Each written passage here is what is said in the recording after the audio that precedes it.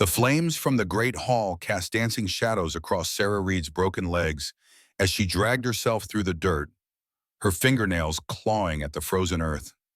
Behind her, the village elders' voices rose in cruel laughter, their words cutting deeper than any blade. She had served him food, nothing more, yet they had shattered her bones as punishment for showing kindness to the Viking warrior who sat chained in their midst. Jonathan Cruz remained motionless against the wooden post, his massive frame bound with iron shackles that had rubbed his wrists raw. His pale blue eyes followed Sarah's agonizing crawl toward the shadows, and something flickered across his weathered features that the villagers had never seen before. The firelight caught the intricate tattoos spiraling up his arms, ancient Norse symbols that seemed to pulse with their own dark energy. Raymond Perez, the village headman, wiped ale from his graying beard and stepped closer to the chained Viking. "See how we treat those who would comfort our enemies, Northman. The girl thought to ease your suffering with bread and water. Now she suffers for her misplaced mercy." The other men nodded their approval, their faces flushed with drink and violence. Donald Anderson kicked at the dirt where drops of Sarah's blood had fallen, while Andrew Jones spat into the fire, sending sparks spiraling into the night sky. They had broken her legs with iron rods, methodical and precise, ensuring she would never walk properly again. Jonathan's voice, when it came, was barely above a whisper, yet it carried across the clearing like the rumble of distant thunder. "You have made a grave mistake." The words hung in the air, heavy with promise and threat. Sarah, now hidden in the shadows beyond the firelight, pressed her back against a wooden fence and tried to stifle her sobs. The pain in her legs was nothing compared to the crushing weight of hopelessness that settled over her like a burial shroud. Before we see how this ends, tell us where you're watching from and hype this video in the comments. 3 days earlier, Sarah had been gathering herbs in the forest when the war horn sounded across the valley. She dropped her basket and ran toward the village, her bare feet flying over the familiar paths that wound between ancient oak trees. The autumn air carried the scent of smoke and something else, something that made her stomach clench with dread. The Viking longships had appeared on the river like dark omens, their dragon heads cutting through the morning mist. The villagers had prepared for this day, building barricades and sharpening weapons, but when the Northmen came ashore, they brought with them a fury that no amount of preparation could withstand. Sarah reached the village as the last of the fighting ended. Bodies lay scattered in the mud, both Viking and villager alike, their blood mixing with the autumn rain that had begun to fall. She searched frantically among the fallen, her heart hammering against her ribs as she looked for her younger brother, Nathan Ortiz, who had insisted on joining the defense despite his mere 16 years. She found him beneath the collapsed roof of the blacksmith's shop, his dark eyes staring sightlessly at the gray sky above. A Viking axe had nearly severed his arm, and his tunic was soaked with blood and had already begun to darken. Sarah fell to her knees beside him, her hands shaking as she reached out to close his eyes. The surviving villagers were herded into the center of the settlement, where the Viking warriors stood like wolves among sheep. Their leader, a scarred man with silver braids, spoke in the common tongue, his accent thick but understandable. They would take what they pleased, he said, and any who resisted would join the dead. Jonathan Cruz stood apart from the other raiders, his attention focused not on the spoils of war, but on the girl who knelt weeping over her brother's body. He had seen countless villages burn, had watched the light fade from countless eyes, yet something about her grief struck him with unexpected force. Perhaps it was the way she cradled the boy's head, or the soft words she whispered in a language he did not know, but he found himself moving toward her. The other Vikings paid him no attention as he approached. They were busy loading silver and grain into their ships, their voices loud with victory songs and crude jokes. Jonathan knelt beside Sarah, his massive frame casting a shadow over the dead boy. "Your brother?" he asked, his voice gentler than she might have expected from a man who made his living with sword and axe. Sarah looked up at him through her tears, taking in the intricate braids in his dark hair, the runic tattoos that covered his arms, the careful way he held himself despite his obvious strength. She nodded, unable to speak past the grief that had lodged in her throat like a stone.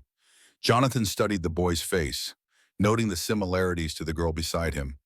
The same dark hair, the same stubborn set to the jaw, the same proud bearing even in death. He fought well, he said finally. The wound is clean, honorable. He died facing his enemies. It was meant as comfort, but Sarah's face crumpled with fresh sorrow.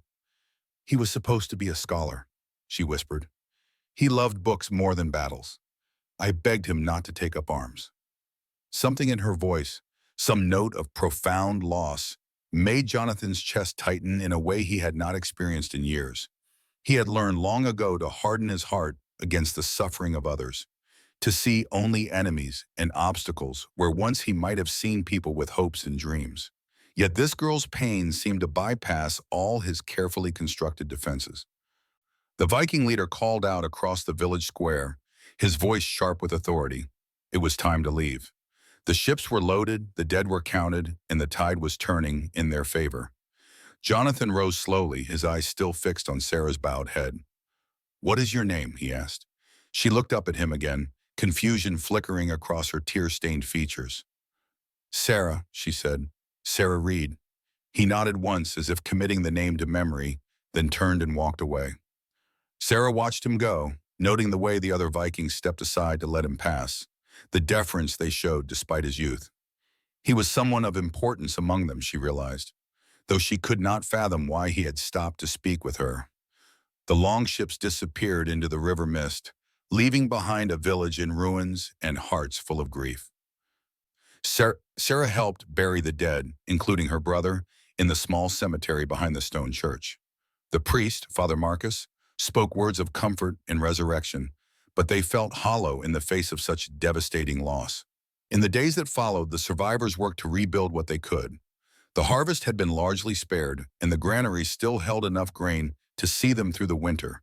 But the human cost was almost too great to bear. 12 men had died defending the village, leaving behind widows and orphans who would struggle to survive the coming cold months. Sarah threw herself into the work of reconstruction, helping to repair damaged roofs and tend to the wounded.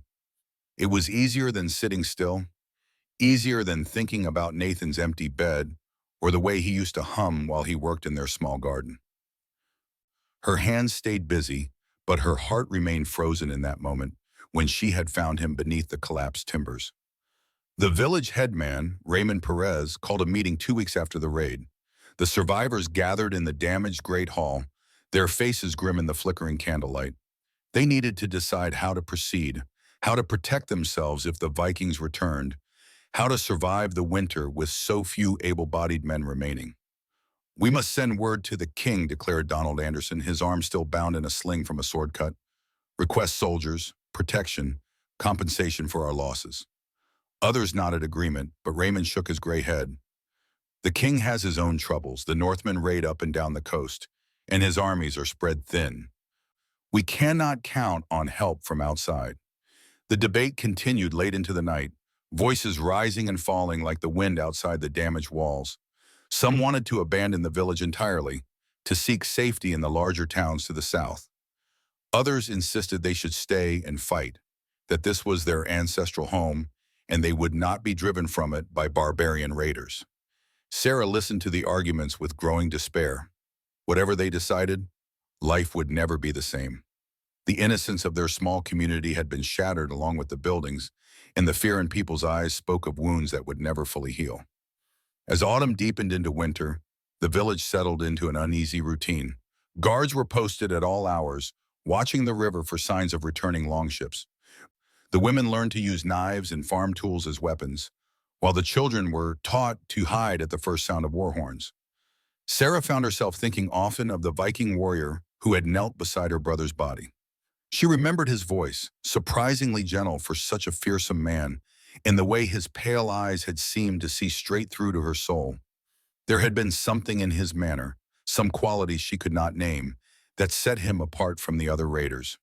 Winter's grip tightened on the land, bringing with it hunger and hardship that tested the survivors' resolve. The damaged granaries leaked precious grain, and several of the elderly villagers succumbed to illness and cold. Sarah spent her days tending to the sick and her nights mending clothes by candlelight, trying to keep her hands busy enough that her mind could not wander to dark places. It was during the deepest part of winter, When the river had frozen solid and snow lay heavy on the damaged roofs, that the lone Viking appeared at their gates. Joan Bailey, who had been drawing water from the well, saw him first. She dropped her bucket and ran screaming toward the great hall, her voice shrill with terror. Vikings! They've returned! One of them is at the gates!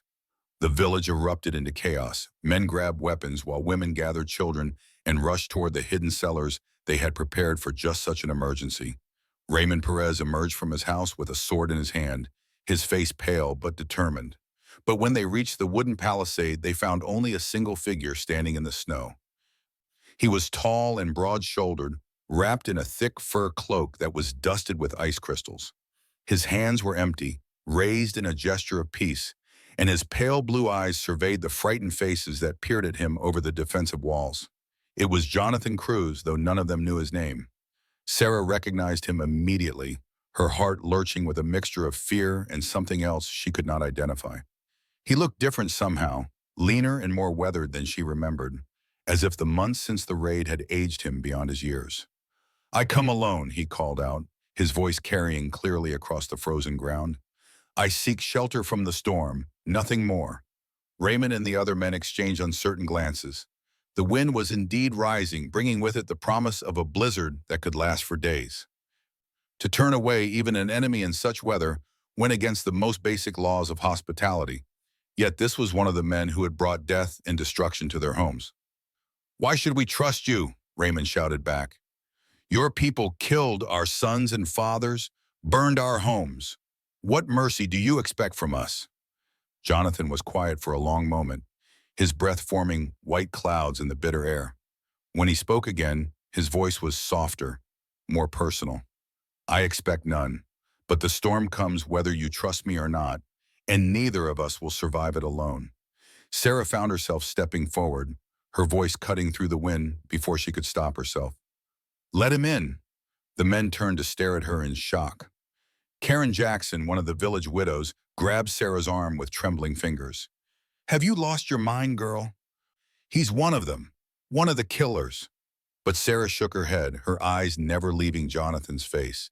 There was something different about him, something in the way he stood alone in the snow with his hands raised in surrender. This was not the posture of a conqueror or a raider. This was a man at the end of his rope, seeking sanctuary from forces beyond his control. He spoke gently to me when my brother died, she said, her voice barely audible above the rising wind. He showed respect for the dead when he had no reason to do so. If we turn him away now, we become no better than those who would leave the wounded to freeze. The debate that followed was fierce but brief. The storm was upon them, and whatever they decided had to be decided quickly. In the end, it was the weather that made the choice for them. The wind rose to a howling gale, and snow began to fall so thickly that they could barely see Jonathan's figure through the white curtain. Raymond gave the order to open the gates, though his hand remained firmly gripped around his sword hilt. Jonathan entered the village slowly, his movements careful and deliberate. He kept his hands visible at all times and made no sudden gestures that might be interpreted as threatening. They brought him to the great hall, where a fire burned in the central hearth, and the air was thick with the smell of cooking stew. The villagers arranged themselves around the edges of the room, their faces wary and hostile. Children peeked out from behind their mothers' skirts, their eyes wide with fearful curiosity. Jonathan removed his fur cloak and laid it aside, revealing the simple wool tunic and leather breeches beneath. His weapons, if he carried any, were not visible. He looked around the room, taking in the suspicious faces and the obvious signs of poverty and hardship that the raid had brought upon these people. I thank you for your hospitality, he said formally. I will not forget this kindness. Lauren Kim, who had lost her husband in the raid, spat into the fire. Pretty words from a butcher. Tell me, Viking, do you remember the man you killed at the blacksmith's shop? He was my husband, the father of my children. Jonathan's face remained impassive, but something flickered in his pale eyes. I remember every man who fell that day, he said quietly. I carry their names with me, as I carry the names of all who have died by my hand. The admission sent a ripple of shock through the assembled villagers. They had expected denials or boasts, not this quiet acknowledgement of guilt and responsibility. Sarah studied his profile in the firelight, noting the new lines around his eyes and the way his shoulders seemed to carry an invisible weight. The storm raged for 3 days, trapping them all within the village walls. Jonathan spent most of his time in the Great Hall, sitting quietly by the fire and speaking only when spoken to. The villagers watched him constantly, waiting for some sign of treachery or violence. But he seemed content to simply exist in their midst without causing trouble. It was Sarah who first noticed the way he helped without being asked. When old Nancy Garcia struggled to carry a heavy pot of stew, he rose silently and took it from her hands, ignoring her startled protests. When the fire began to die down, he fed it fresh logs and adjusted the stones to improve the draw. Small gestures, barely noticeable, but they spoke of a man who was accustomed to taking care of others. On the second night, as the wind howled like a living thing around the damaged walls, Sarah approached him with a bowl of stew and a cup of ale. The other villagers had already eaten, but she had noticed that Jonathan had taken nothing for himself despite the obvious hunger in his eyes. "You should eat," she said, settling beside him on the wooden bench. "The storm may last another day or more." He accepted the food with a nod of thanks, his calloused fingers careful not to brush against hers as he took the bowl. They sat in comfortable silence for a while, listening to the storm and the quiet conversations of the other villagers who huddled around the fire. "Why did you come here?" Sarah asked finally. "Alone in winter, with no weapons or companions. It makes no sense for a Viking warrior." Jonathan was quiet for so long that she thought he might not answer. When he finally spoke, his voice was barely above a whisper. "I have no companions anymore. No ship, no crew, no place among my own people." The admission hung between them like a bridge neither was quite ready to cross. Sarah waited, sensing that there was more to the story, but Jonathan seemed to retreat into himself, his pale eyes fixed on the dancing flames. It was not until the third night, when most of the villagers had gone to their homes to sleep, that he told her the rest. They were alone by the dying fire, the great hall empty except for the two of them and the shadows that danced on the walls. "I spoke against the raid," he said, his voice rough with emotion. "Told my Jarl that this village was too small, too poor to be worth the risk. The people here were farmers and craftsmen, not warriors. There was no honor in killing them." Sarah felt her heart clench at his words. "But you came anyway." "I am sworn to my Jarl. When he commands, I obey, even when I disagree." Jonathan's hands clenched into fists in his lap. "But after the battle, when I saw your brother's body, when I saw your grief, something changed. I could no longer pretend that honor and duty were the same thing." He told her about the journey home, how he had grown increasingly distant from his companions as they celebrated their victory. He spoke of the nightmares that plagued his sleep, dreams filled with the faces of the dead and the sound of Sarah's weeping. When they reached their homeland, he had gone to his Jarl and renounced his oath, declaring that he would no longer participate in raids against innocent people. The punishment for breaking such an oath was severe. Jonathan had been stripped of his rank, his property, his place in the community.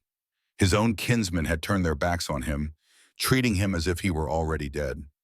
With nowhere else to but he had taken to the seas alone, seeking some purpose or meaning in a world that suddenly seemed empty of both.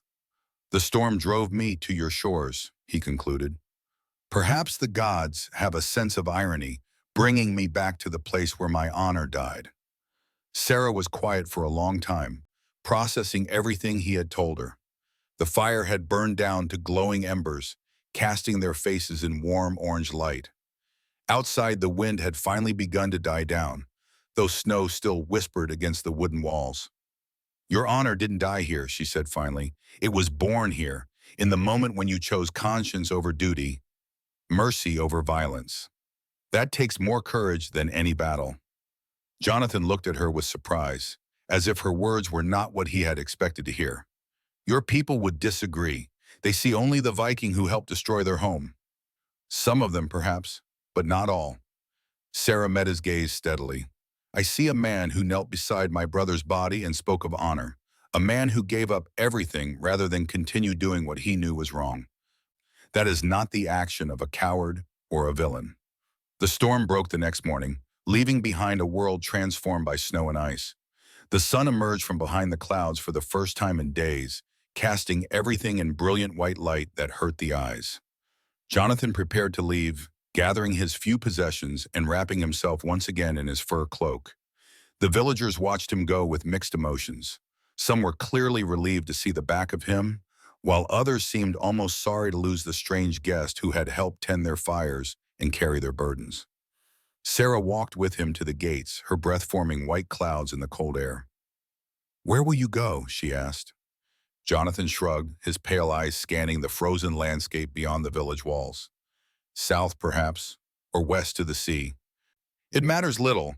A man without a home can find shelter anywhere, or nowhere." There was such profound loneliness in his voice that Sarah felt her heart break a little. She reached out impulsively and touched his arm, her fingers barely brushing the thick wool of his sleeve. "You could stay," she said. "Help us rebuild.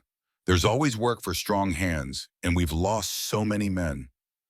For a moment, hope flickered in his eyes like a candle flame in the wind. Then reality reasserted itself, and he shook his head. "Your people would never accept me. Too much blood has been spilled, too much pain caused. My presence would only bring more suffering." He was probably right, Sarah knew, but the thought of him wandering alone through the winter wilderness filled her with anguish. "Then promise me something," she said.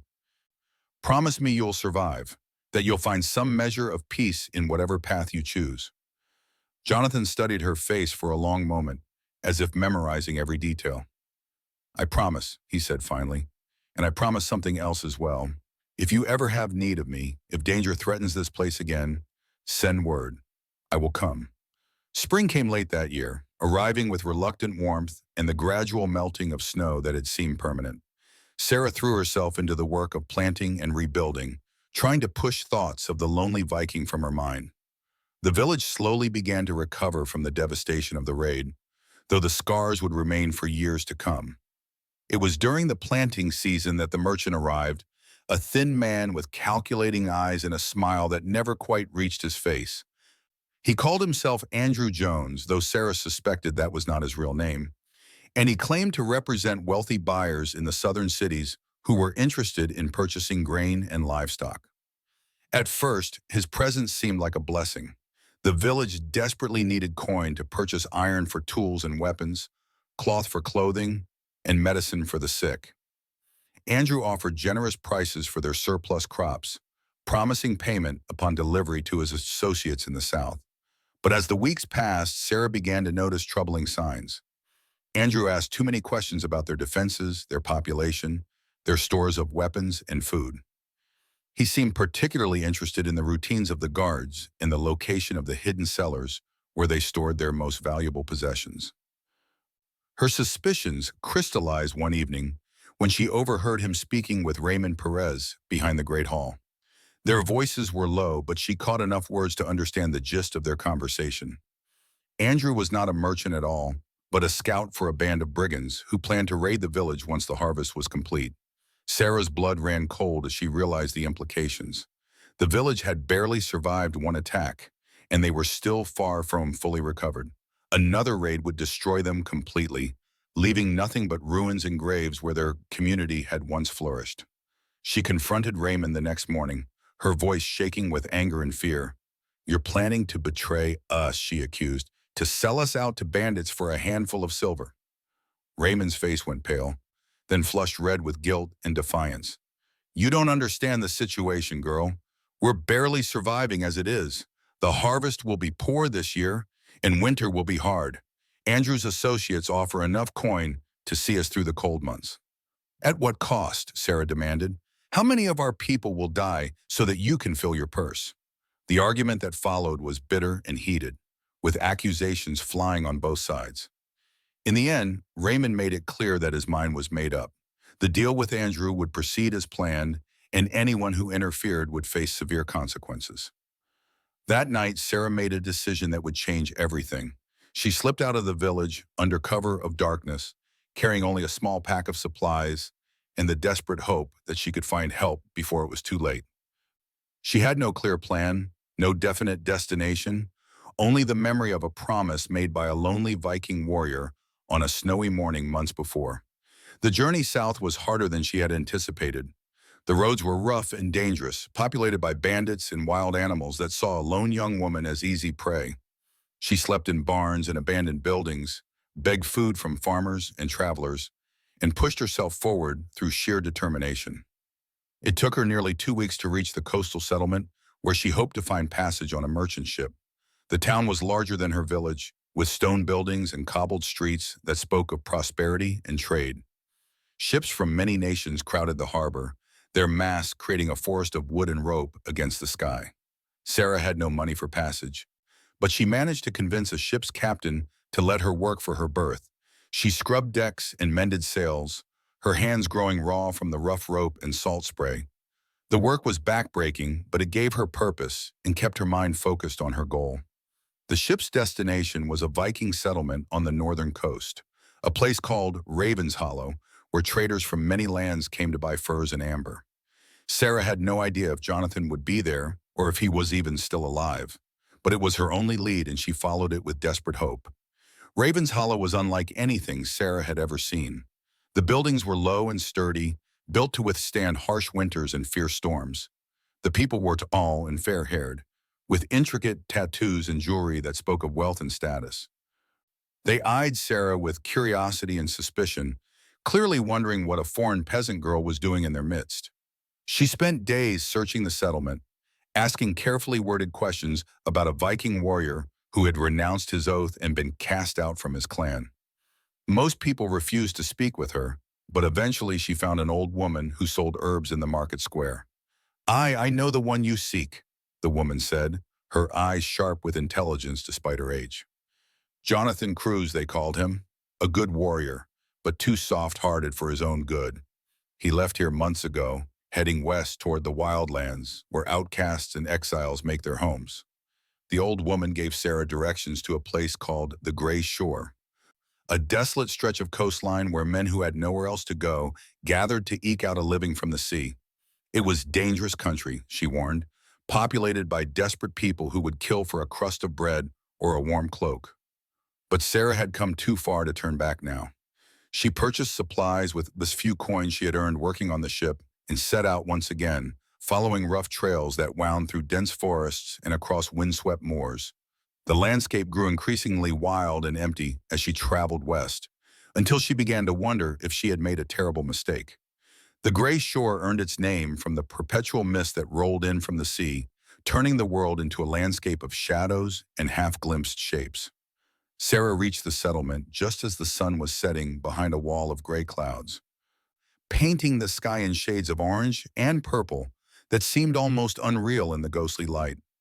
The community, if it could be called that, consisted of perhaps 30 crude shelters built from driftwood and salvaged materials. Smoke rose from cooking fires, and she could hear the sound of voices speaking in several different languages. These were the forgotten people, the outcasts and exiles who had been cast out from civilized society for reasons both just and unjust. Sarah approached the settlement cautiously, aware that her presence would be noticed immediately. A young woman traveling alone was an anomaly in this harsh place, and she could feel eyes watching her from the shadows between the ramshackle buildings. A man emerged from one of the larger shelters, his hand resting on the hilt of a rusty sword. He was middle-aged and scarred, with the look of someone who had seen too much violence and trusted too little. "What brings you to the Gray Shore, girl?" he asked, his voice rough from years of shouting over storm winds. "I seek Jonathan Cruz," Sarah replied, trying to keep her voice steady despite her fear. "I have news from the south that he needs to hear." The man's expression shifted slightly, surprise replacing suspicion. "Jonathan? What business could a village girl have with him?" Before Sarah could answer, another voice cut through the evening air. "Let her pass, Marcus. I'll speak with her." Sarah's heart leaped as she recognized the voice. Jonathan emerged from the mist like a figure from a dream, taller and broader than she remembered, his pale hair bleached almost white by sun and salt spray. He wore simple clothes patched with scraps of sailcloth, and his hands were stained with the tar and rope burns of a working sailor. But his eyes were the same, pale blue, and filled with a depth of feeling that took her breath away. He looked at her with wonder and concern, as if she were a vision that might vanish at any moment. "Sarah Reed, he said softly. What are you doing in this forsaken place? The words tumbled out of her in a rush.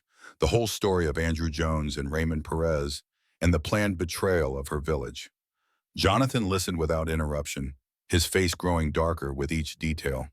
When she finished, he was quiet for a long moment, his jaw clenched with barely controlled anger. "How long do we have?" he asked finally. "The harvest is in 3 weeks.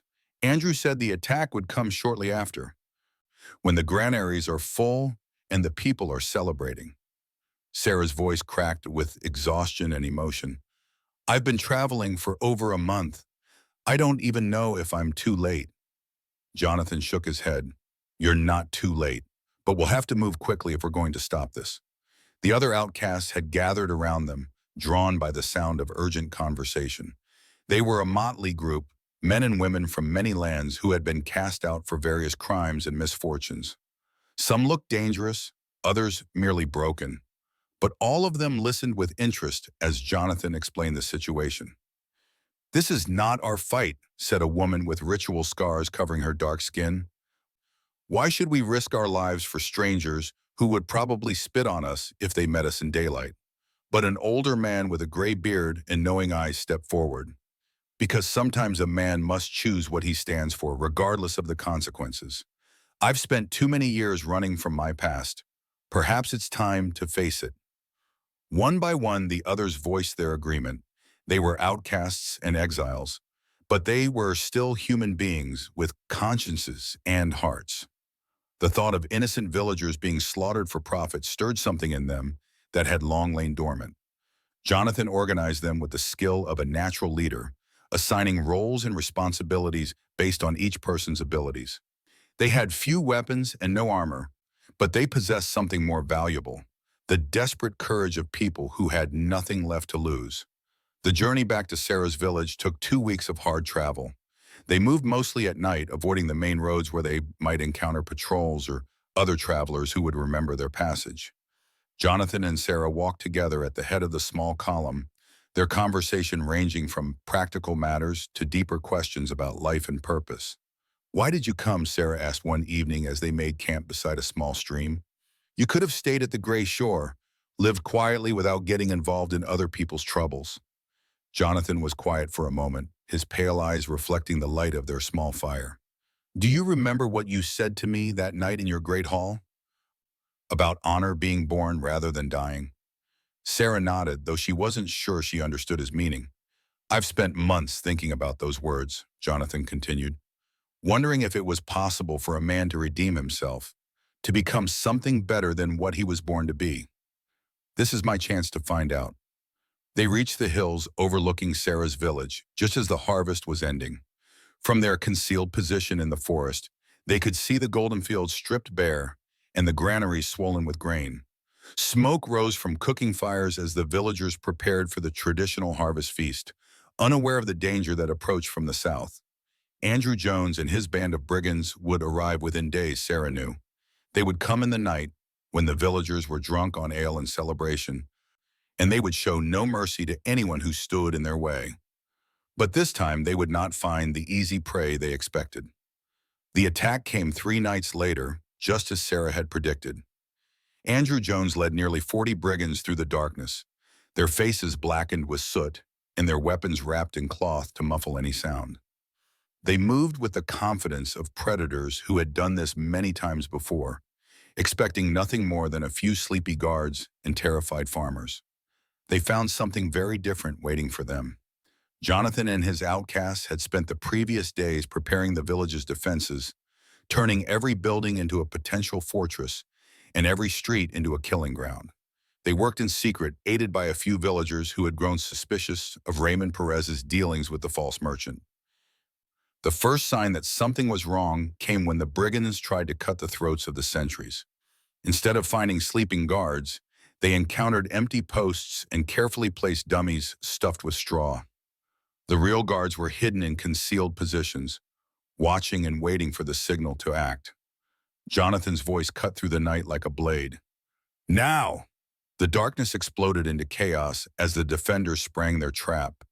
Arrows flew from rooftops and windows, while men with spears and axes emerged from hidden positions to block the brigands' retreat. The element of surprise, which Andrew had counted on so heavily, now worked against him. Sarah watched from the bell tower of the small church, her heart pounding as she saw Jonathan leading the defense with tactical brilliance. He moved through the battle like a force of nature, his sword cutting down anyone who stood in his way, while his voice directed the other defenders to where they were needed most. But the brigands were experienced fighters, and they quickly adapted to the changed circumstances. Andrew Jones rallied his men and led a desperate charge toward the Great Hall, where he knew the villagers' most valuable possessions were stored. If he could seize those treasures, he might still salvage something from this disaster. The charge brought him face to face with Jonathan in the center of the village square. The two men circled each other warily, their weapons gleaming in the light of the burning buildings that had been set ablaze during the fighting. "So the Viking returns," Andrew sneered, his voice carrying clearly across the square. "Come to play hero for these sheep who would spit on you if they knew what you really are?" Jonathan's response was calm and measured. "I know what I am. The question is whether you know what you are about to become." The duel that followed was brief but vicious.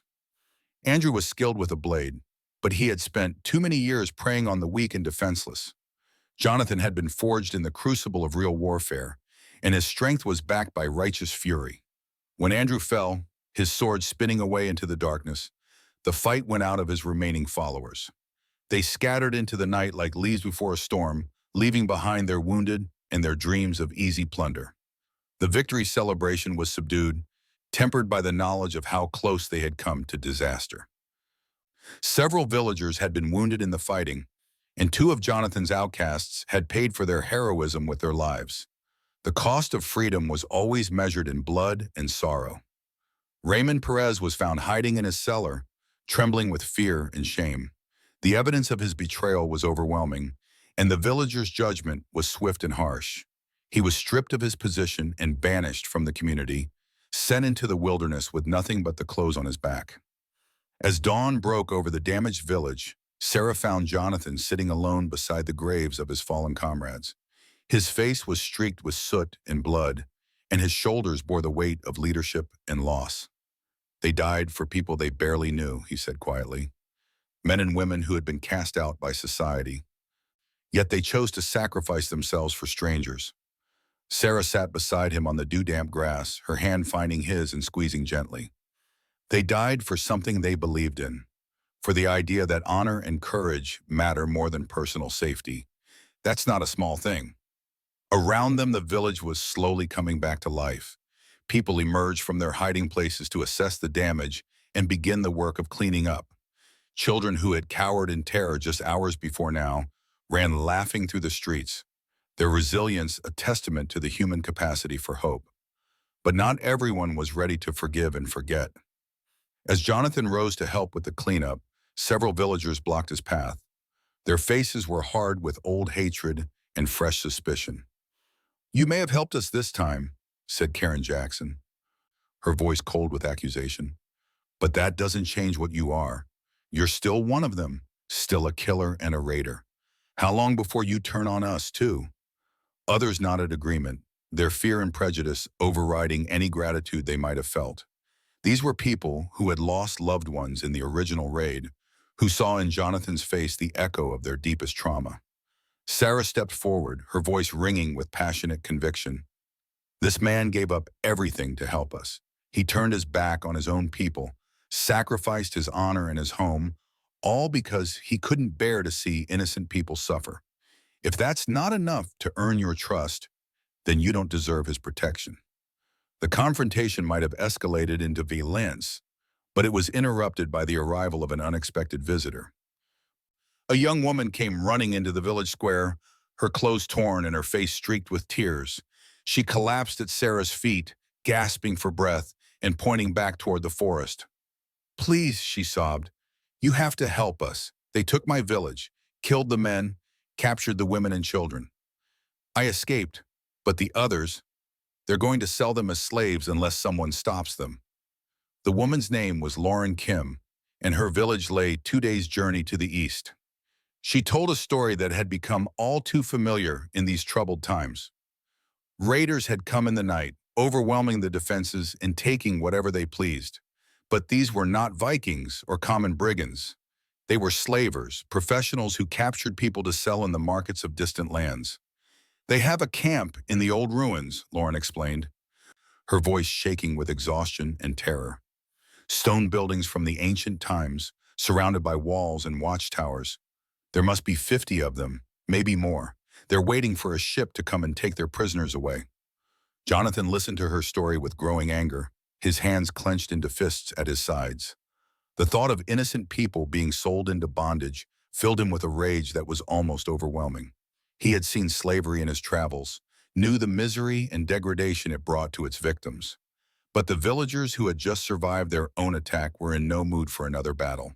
They had lost friends and family, spent their strength and courage, and now wanted nothing more than to tend their wounds and rebuild their lives. "It's not our concern," declared Donald Anderson, his voice firm with finality. "We've done enough fighting for one season. Let someone else deal with these slavers." Others voiced similar sentiments, their faces closed and hard. They had their own problems to worry about, their own people to protect. The suffering of strangers, however tragic, was not their responsibility.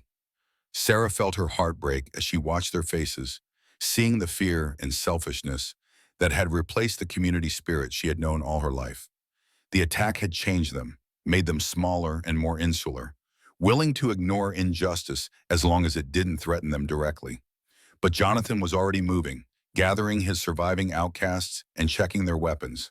His pale eyes burned with determination as he prepared for another battle, another chance to stand against the darkness that seemed to pervade the world. "You don't have to come," he told Sarah as she approached with her own pack and supplies. "This isn't your fight either." Sarah met his gaze steadily, her chin raised with stubborn pride. "Anywhere you go, I go. We're in this together now, whether my people understand it or not." The rescue party that set out from the village was small, perhaps a dozen people in total. Most were Jonathan's outcasts, men and women who had already proven their courage in the recent battle. A few younger villagers joined them, shamed by their elders' refusal to help and eager to prove their own worth. The journey to the ancient ruins was grueling, following old hunting trails through dense forest and rocky terrain. They traveled mostly at night, using the darkness to conceal their movements from any scouts the slavers might have posted. During the day, they rested in hidden camps, taking turns standing watch while the others tried to sleep. On the second evening, they reached a ridge overlooking the slaver camp. The ruins were indeed impressive, remnants of some long-dead civilization that had built in stone and iron.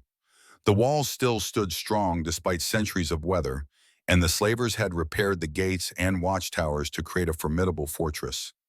Through his spyglass, Jonathan could see the prisoners huddled in a courtyard at the center of the complex.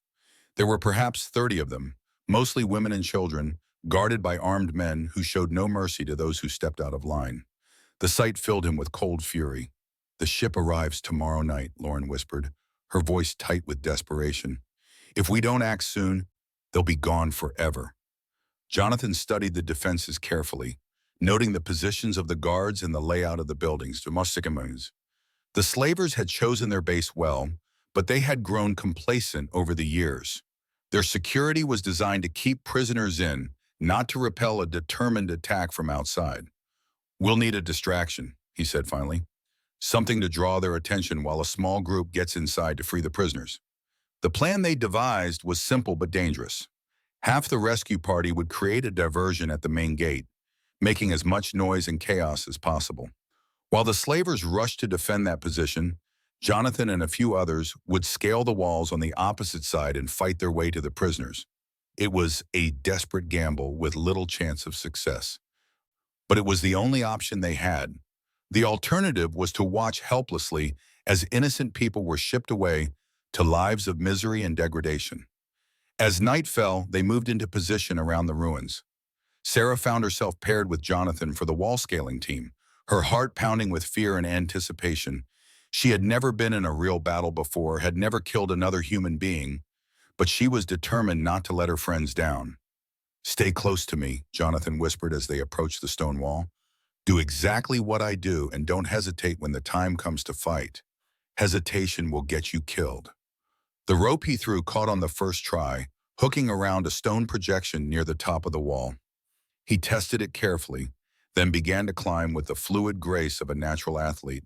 Sarah followed, her muscles straining as she pulled herself up the rough stone face. Behind them, the diversion began with a crash of breaking wood and the wild battle cries of the outcasts. Torches flared to life throughout the camp as the slavers rushed to defend their stronghold, shouting orders and curses in several different languages. Jonathan reached the top of the wall and hauled Sarah up beside him. Below them, the courtyard was in chaos as guards ran toward the sound of fighting, leaving only a handful of men to watch the prisoners. It was exactly what they had hoped for. They dropped down into the courtyard like avenging angels, their weapons cutting through the surprised guards before they could raise an alarm. The prisoners looked up with wonder and hope, hardly daring to believe that rescue had come at last. "Stay together," Jonathan ordered, his voice carrying clearly over the sounds of battle. "We're getting you out of here, but you have to do exactly what we say." The escape from the slaver camp was a nightmare of running battles and desperate gambles. Jonathan led the rescued prisoners through a maze of ancient corridors, while Sarah and the others fought a rearguard action against the slavers who had realized what was happening and rushed to stop them. The old stone passages echoed with the clash of weapons and the cries of wounded men. Sarah found herself fighting with a ferocity she had never known she possessed, her blade finding gaps in armor and flesh with deadly precision. The thought of these people being dragged back into captivity gave her strength beyond her normal limits. They reached the outer wall just as the main diversion began to falter. The outcasts had done their job well, but they were outnumbered and outgunned. Several had already fallen, their blood staining the ancient stones, and the rest were being forced back toward the forest. Jonathan's rope still hung from the wall where they had left it, but getting 30 frightened prisoners over a 20-foot barrier while under attack was almost impossible. The slavers were closing in from behind, their voices raised in fury as they realized their valuable cargo was escaping. "I'll hold them off," Jonathan said, turning to face the approaching enemy. "Get the prisoners over the wall and into the forest. Don't wait for me." But Sarah shook her head, her face set with stubborn determination.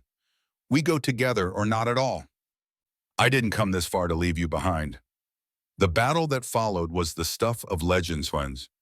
Jonathan and Sarah stood back to back in the narrow passage, their weapons cutting down anyone who tried to reach the escaping prisoners. They fought with the desperate courage of people who had found something worth dying for, and their enemies fell before them like wheat before the scythe. But courage alone could not overcome impossible odds. The slavers kept coming, wave after wave of hardened killers who cared nothing for honor or mercy. Jonathan's sword arm grew heavy with fatigue, and Sarah's movements began to slow as exhaustion took its toll. It was then that the unexpected happened. The remaining outcasts, instead of fleeing to safety as any sane person would have done, came charging back into the ruins. They had heard the sounds of battle and refused to abandon their comrades, even though it meant almost certain death. The tide of battle turned in an instant. Caught between two forces and demoralized by their heavy losses, the slavers began to break and run. Their leader, a scarred man with gold teeth, tried to rally them for one last charge. But an arrow from the forest took him in the throat, and he fell gurgling to the stones. By dawn, it was over. The slaver camp was in ruins, their fortress broken and their organization scattered. Most of the criminals had fled into the wilderness, carrying nothing but their weapons and the clothes on their backs. The few who remained were in no condition to threaten anyone. The rescued prisoners wept with joy and relief as they realized they were truly free. Children clung to their mothers, while men who had thought themselves doomed to lives of slavery raised their faces to the morning sun. It was a moment of pure triumph, untainted by the complexities that would inevitably follow. But the cost had been high. 5 more of Jonathan's outcasts had died in the final battle, their bodies lying still among the ancient stones. These were people who had been cast out by society, forgotten and despised. Yet they had chosen to sacrifice everything for strangers they barely knew. Sarah knelt beside the body of Marcus, the scarred man who had first challenged her at the gray shore. His rusty sword lay beside his outstretched hand, and his face was peaceful in death. He had found something in those final moments that had eluded him for years, a cause worth dying for. They were heroes, she said quietly, her voice thick with unshed tears. Every one of them. Jonathan nodded, his own grief evident in the lines around his eyes. They chose their own ending. That's more than most people get in this world. The journey back to the village took 3 days, slowed by the wounded and the need to help the rescued prisoners reach their own homes. Many of them had lost everything in the slaver raid and faced an uncertain future. But they were alive and free, and that was enough for now. When they finally reached Shamiro's village, they found it transformed. Word of the rescue had preceded them, carried by messengers and traveling merchants who had witnessed the aftermath of the battle. The story had grown in the telling, as such stories always do, until Jonathan and his outcasts had become figures of legend. But more importantly, the villagers' attitude toward their Viking protector had begun to change. The same people who had viewed him with suspicion and hatred now looked at him with something approaching respect. They had seen what he was willing to sacrifice for others, and it had opened their eyes to truths they had been too afraid or proud to acknowledge. Karen Jackson, who had been among his harshest critics, approached him as he tended to the wounded in the great hall. Her face was etched with shame and regret as she struggled to find the right words. "I was wrong about you," she said simply. "I let my grief and anger blind me to what you really are. Can you forgive an old woman's foolishness?" Jonathan's response was gentle, without a trace of bitterness or recrimination. "There is nothing to forgive. You lost your husband to men who looked like me, spoke like me, carried the same weapons I carry. Your suspicion was natural and understandable." But Karen shook her head, tears streaming down her weathered cheeks. "No, it was more than that. I was afraid that if I admitted you were different, I would have to admit that my husband died for nothing, that the world is more complicated than I wanted it to be." The harvest festival that year was unlike any in the village's long history. Instead of the usual somber remembrance of the previous year's losses, it became a celebration of hope and renewal. The rescued prisoners had been integrated into the community, bringing new skills and perspectives that enriched everyone's lives. Jonathan found himself at the center of it all, no longer an outsider or a tolerated guest, but a true member of the community. The villagers had voted to make him their new headman, a position he accepted with humility and determination. His first act was to establish a council that included representatives from all the different groups that now called the village home. Sarah stood beside him as he addressed the assembled crowd, her heart swelling with pride and love. The shy village girl who had once gathered herbs in the forest had grown into a strong woman who could face any challenge. The broken Viking who had once wandered the gray shore had found his purpose in his home. "We have learned hard lessons this year," Jonathan said, his voice carrying clearly across the crowded square. "We have seen how quickly safety can become danger, how easily trust can be betrayed. But we have also seen the power of courage and compassion, the strength that comes from standing together against the darkness." The crowd murmured agreement, their faces reflecting the wisdom that comes only through suffering and survival. These were people who had been tested by fire and emerged stronger for the experience. "From this day forward," Jonathan continued, "this village will be a sanctuary for all who seek refuge from injustice and oppression. We will not turn away the stranger at our gates, nor will we ignore the cries of those in need. We have been given a second chance at life, and we will not waste it." The cheers that greeted his words echoed across the valley, a sound of hope and determination that seemed to chase away the shadows of the past. Children laughed and played in the streets, their innocence restored by the knowledge that they were safe and protected. As the celebration continued into the night, Sarah and Jonathan walked together through the village they had helped to save. The buildings showed signs of repair and renewal, while new construction spoke of a community confident in its future. Gardens flourished where once there had been only ruins, and the sound of laughter had replaced the silence of fear. "Do you ever regret it?" Sarah asked as they paused beside the small cemetery where her brother lay buried. "Giving up your old life, your people, everything you once were?" Jonathan considered the question seriously, his pale eyes reflecting the light of the torches that illuminated the festival. "I regret the pain it caused, the bridges that were burned, the friends who turned away. But I don't regret the choice itself. A man must be able to live with the face he sees in the mirror, and I could no longer do that as long as I remained what I was. They stood in comfortable silence for a moment, listening to the sounds of celebration drifting across the night air. The future stretched before them, uncertain but full of possibility. There would be other challenges, other threats to face, but they would meet them together.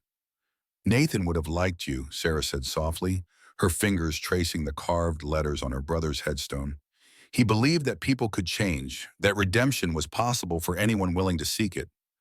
I think he would have understood what you have become. Jonathan's hand found hers, their fingers intertwining with the natural ease of two people who had found their match in each other. I hope so, he said quietly. I hope that somewhere, somehow, he knows that his death was not meaningless, that it led to something better than what came before. The weeks that followed brought a steady stream of visitors to the village.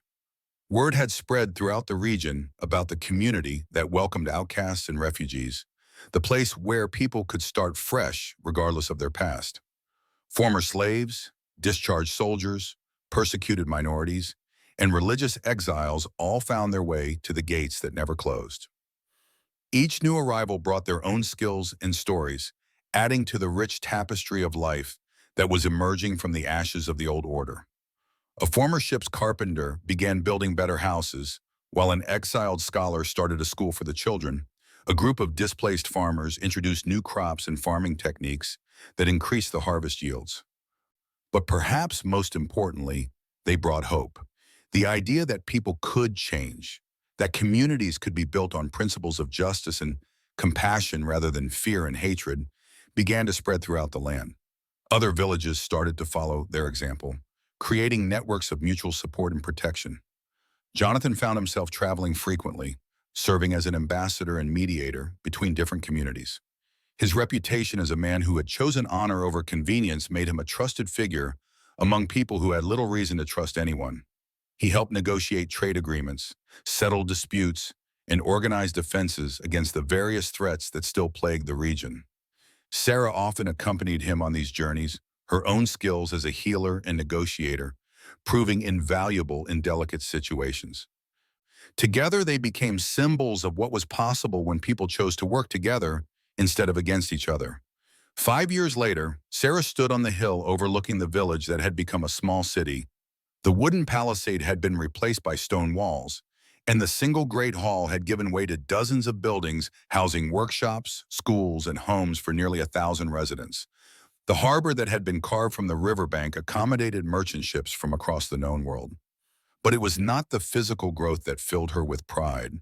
It was the sight of children playing together regardless of their heritage, of former enemies working side by side on common projects, of people who had once been considered outcasts now serving as leaders and teachers. Jonathan approached from behind, his footsteps quiet on the grass. He moved with the same fluid grace she remembered from their first meeting, though his hair was now streaked with silver and his face bore the lines of responsibility and care. The council meeting ran long, he said, settling beside her on the stone bench they had built to mark the spot where her brother was buried.